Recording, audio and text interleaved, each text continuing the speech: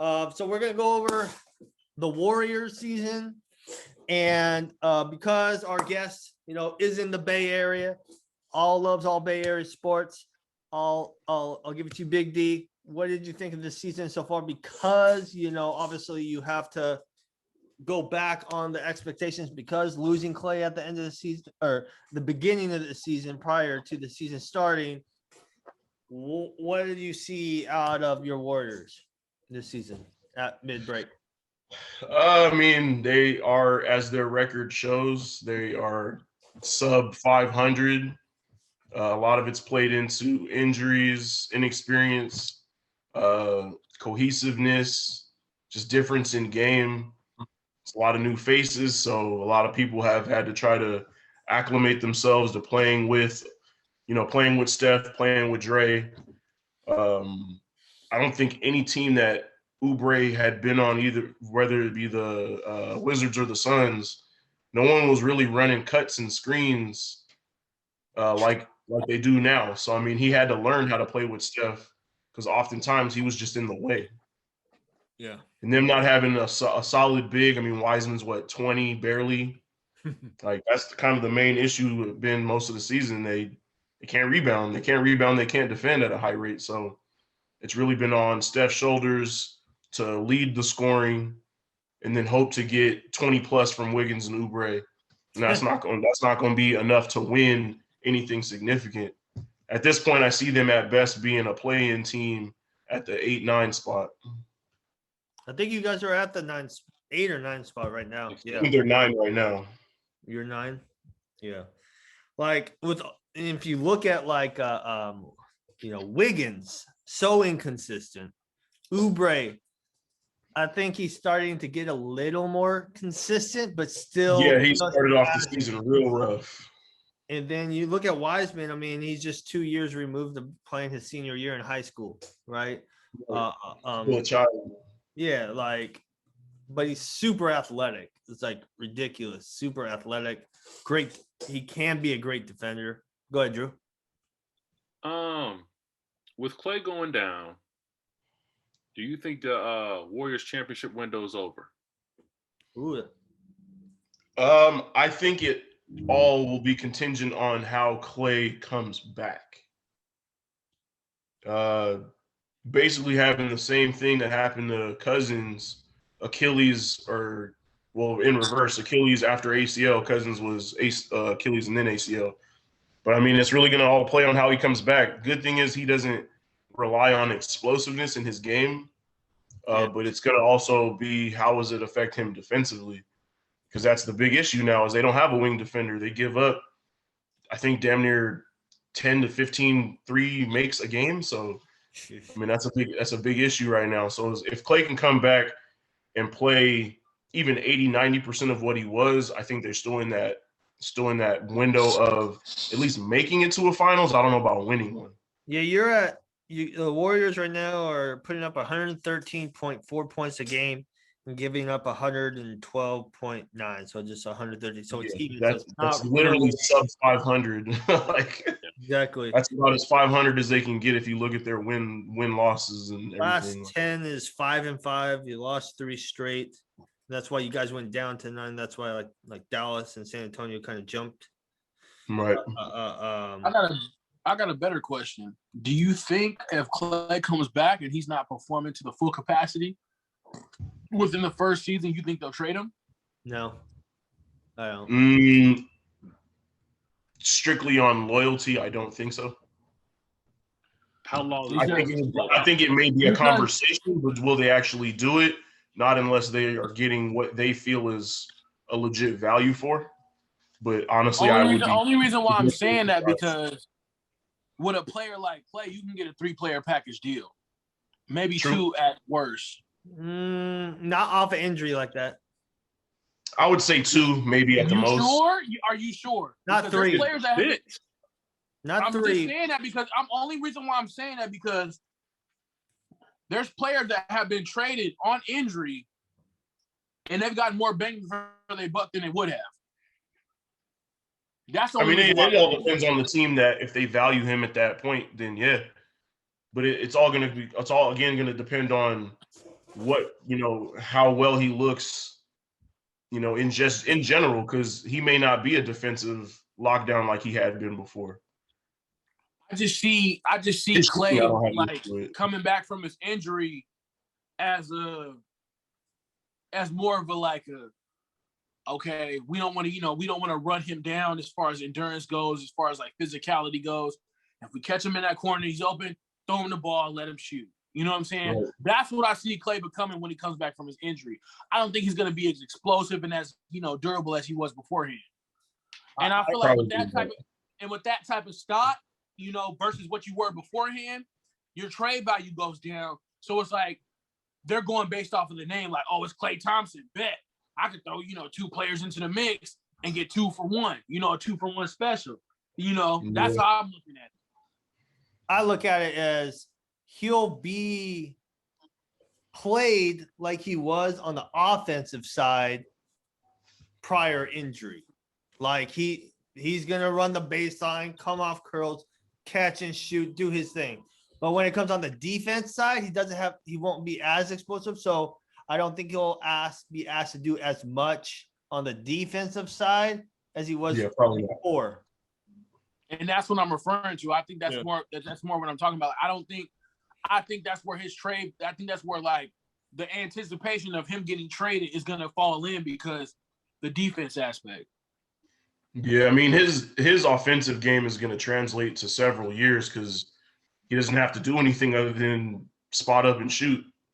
Yep. Arguably the greatest spot up shooter in history. So Yeah. if you can find him open on a screen, he's going to knock down some shots. We know that's not going to go away.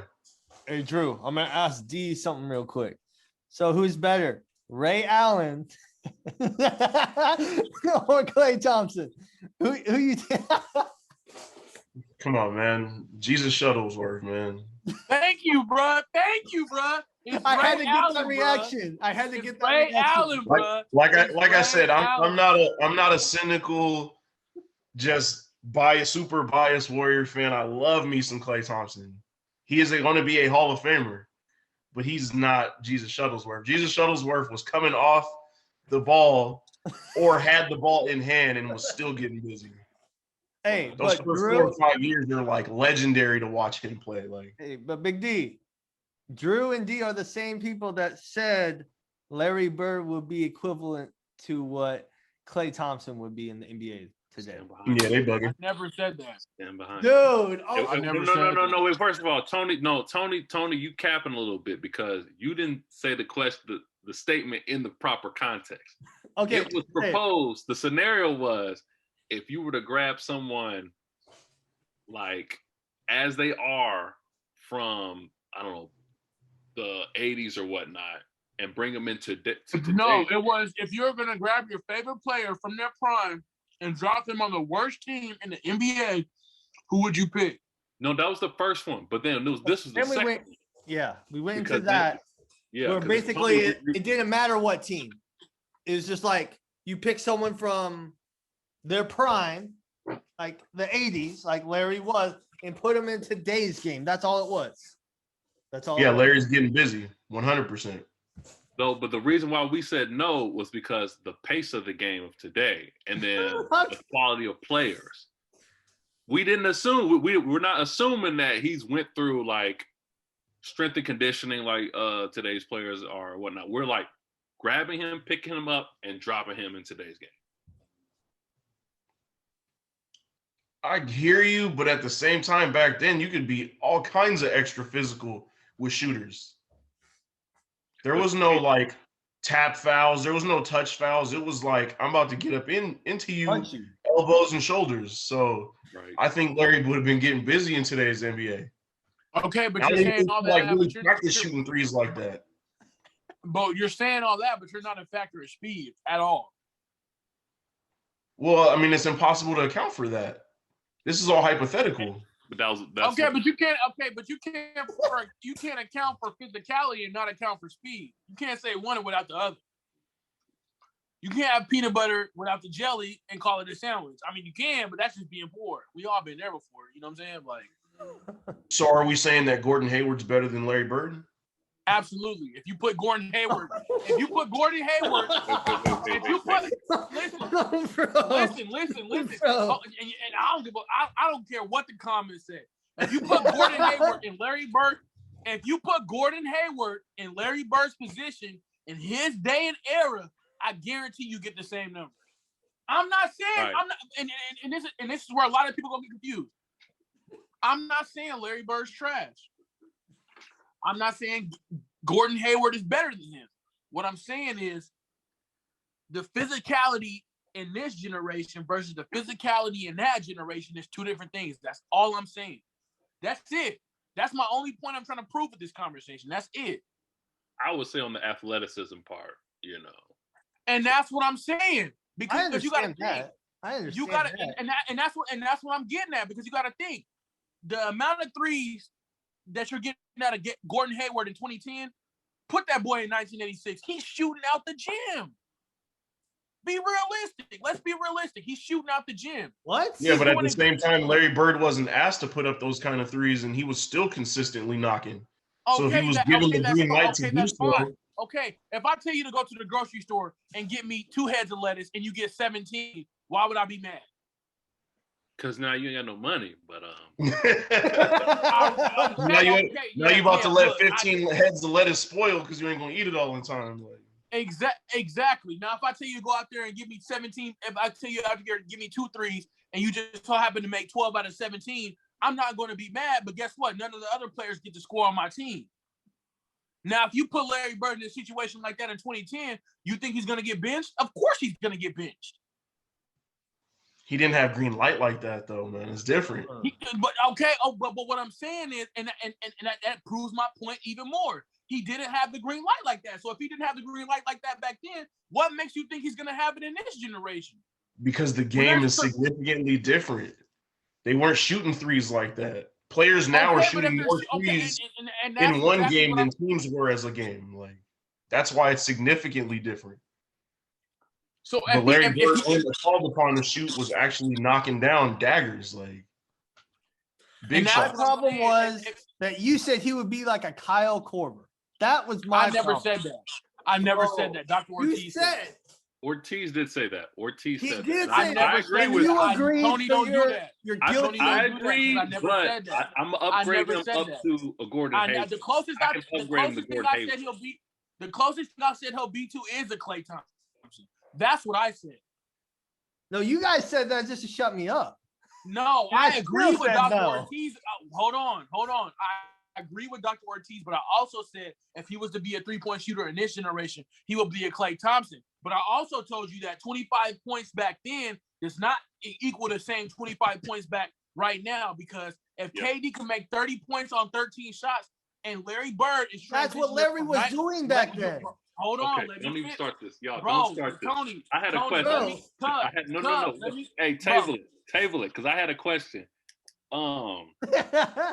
So with the Warriors development of Wiseman, you look at the caliber of a team that they are, and basically they're used to winning championships, not necessarily in the game of developing, younger prospects at this phase in the franchise's situation.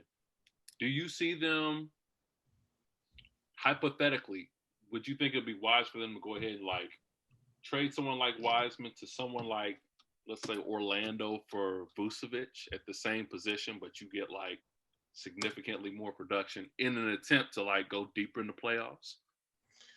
I've literally just had this conversation with my boy a couple of days ago, because I'm a big Vucevic fan. I talk about him damn near every day. Had him on every fantasy team for the last 4 years, so I fully feel it. You're talking about Magic. It's very enticing. It is very enticing. I think he's one of the most underrated bigs in the last 5 or 6 years, but it just has to pan. It would have to pan out. Because if it doesn't pan out, then now when are they going to have another top pick like that again? But see, I just feel like Wiseman only being 19, yes, his game is very unpolished, but the intangibles are there. Someone just needs to help mold it. The kid's only 19. Right. But see, that's on the good end. On the good end for you guys, if you made that switch, and then if Klay Thompson came back and say he wasn't just as great as he was prior to the injury, I still think you could work a final situation out of that. If they had Klay Thompson and Vucevic, yeah, that's a for sure contender instantly type situation. And the on what team? spread a lot better. On what team? The Warriors. Bringing Vucevic to the Warriors and having Klay Thompson back healthy, that's automatically making them in conversation for contendership. They're at least going to the conference finals, at least. I'm saying they're going to the everybody else. finals. Wait. Is everybody else healthy? Is everybody else healthy? Yeah, we're basically assuming that everybody comes back healthy, and then we're like, if Klay's not 100%, this is the projection still. So Draymond is acting normal. Yeah, we're assuming that. Oh, then yeah. Oh, yeah. That's a conversation to be had. Yeah, because Right. Draymond is still going to run point forward, and Vucevic is one of the better passing big men in the league. Draymond's trash. Draymond is trash. Hater. No, I'm not a hater, bro. He had Show me a 14 power assists. forward averaging over 8 assists a Bro, game. you ever watch a Not named you ever LeBron see- James. Huh? I said, show me a power forward who's able to move from forward and center who can get you over 8 assists a game consistently while also being the best defender on the other side of the court. Did he do that while Steph was gone? Did he do that while Klay was gone?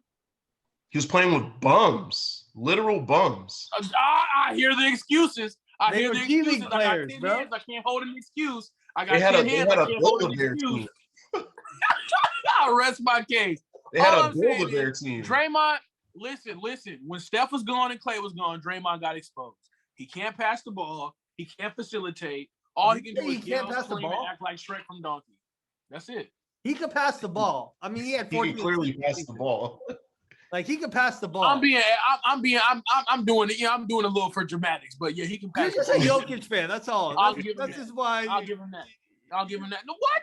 Oh, you're please just a don't. Jokic fan, bro. I'll But give him no, that. I'll give him that. I think Draymond at his best is just,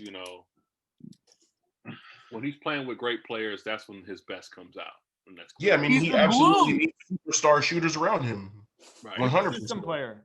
I So that makes you trash. If you need I don't that's think what not makes like that's he was what- the trash. first round pick. He was a second round pick, barely picked in the NBA draft.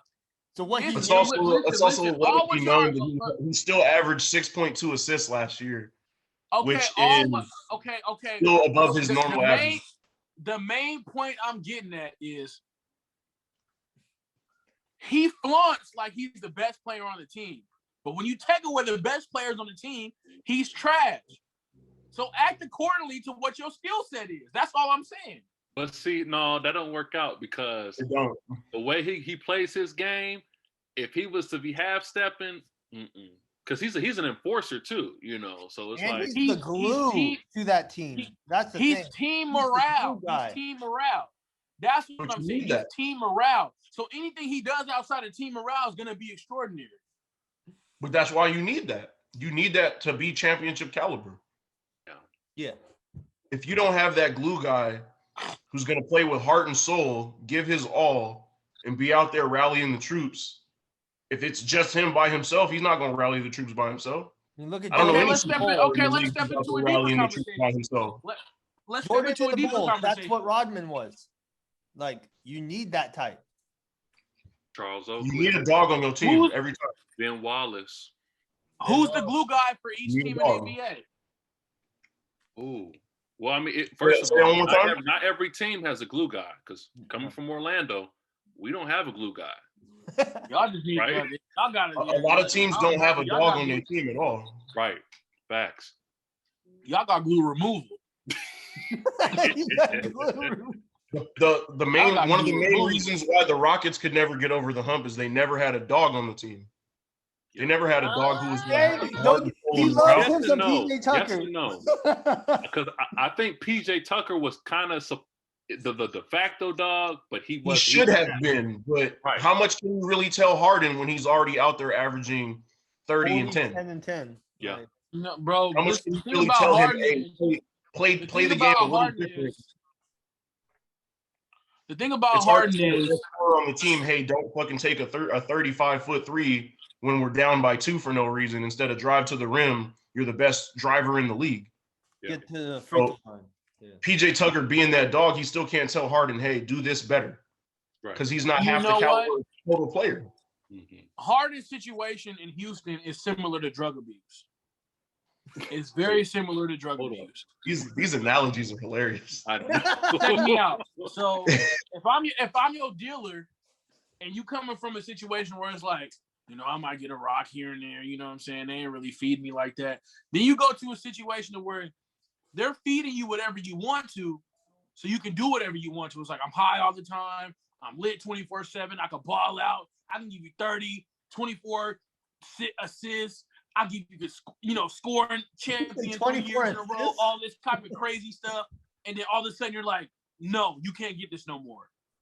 You feel what I'm saying? Oh, man, I'm so high. I need Chris Paul. I'm so high. I need Dwight Howard. I'm so high. I need this player, that player. You're constantly feeding me. And the moment I tell you no, the whole program stops. I want to gain 15 pounds. I want to go to the strip club in Houston. I want to go do this. I want to go Don't do forget, that. he also had Russell Westbrook, hold too. on. I want to go to the Brooklyn Nets. I want to do all this other stuff. You feel what I'm saying?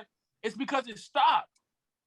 Well, that speaks to his lack of maturity And that's and his what I'm lack saying. of leadership. So like you put somebody who's not built for a leadership role in a leadership role only because they could score. When in Right, now reality, imagine- it might have been Chris Paul was really the leader on the Houston Rockets. You feel what I'm saying? Like imagine defensively, you put Harden next to Draymond, who can facilitate the ball and get him the ball while also playing defense. Harden would flourish even more. Yeah. So you think Harden is better off on the Warriors versus he is on the Nets? No, 100%. He's good where he's at because he has KD next to him. Like, And Kyrie. I mean, maybe that's a negative, but it's still positive at the same time. Harden is going to he's going to get people the ball. That's what he does. I won't say is what he does best, but he's one of the best at it. He's going to get people the ball. I think that's what he does best. Just simple for the, like, if he's playing pressureless basketball. Like, his basketball doesn't require a lot of pressure. He's doing what he wants to. And anybody knows, whether it's basketball, football, any sport, when you're doing what you want to, it's easier. You flow differently. And I think that's the position he's in. He's just playing the best basketball he can because he's in a position that he wants to be. I really truly believe that Harden has always wanted to be a point guard.